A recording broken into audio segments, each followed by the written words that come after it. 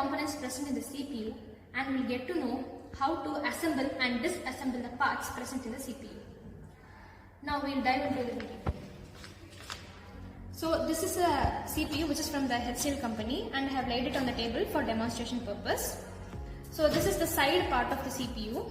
I have removed all the screws present in the corner of the CPU and I'll remove the top part of it.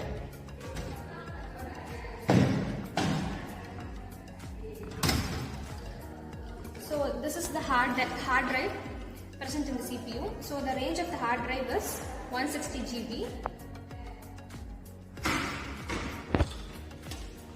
And now I will take out the motherboard.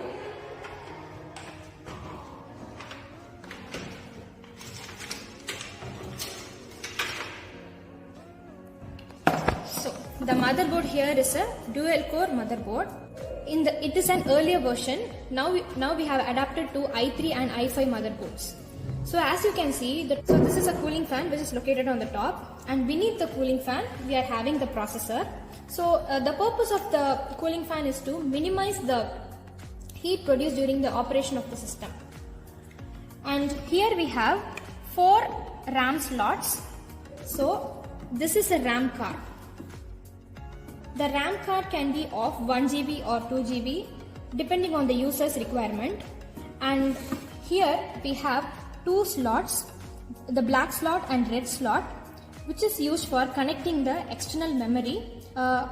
It can be either hard disk or drive. And now here we have 3 more slots for inserting the graphic cards. So whenever we want to play any kind of games in the system, we need to use graphic card for better quality.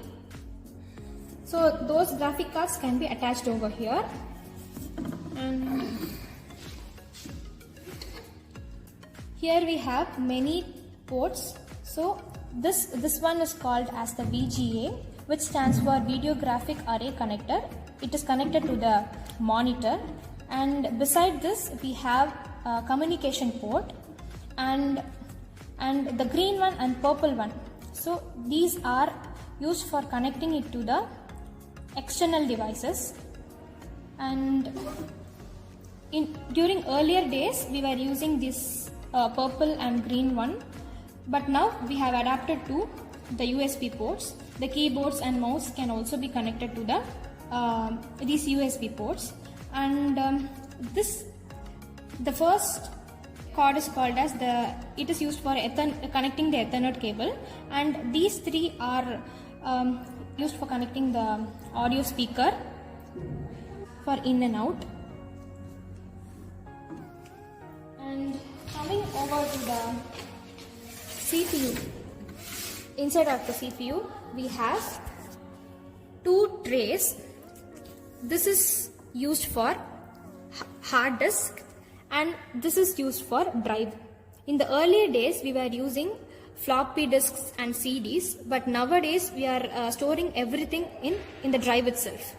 And this box is called as SMPS, which stands for Switch Mode Power Supply.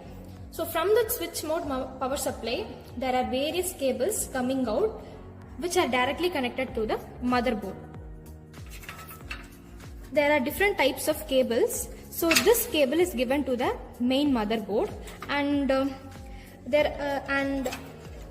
this type of cable is used to give power supply. And so this cable is a SATA cable, and we also have this cable is used for connecting it to the cooling fan, and we also have another cable which acts as a VGA, which would be connected to the hard disk.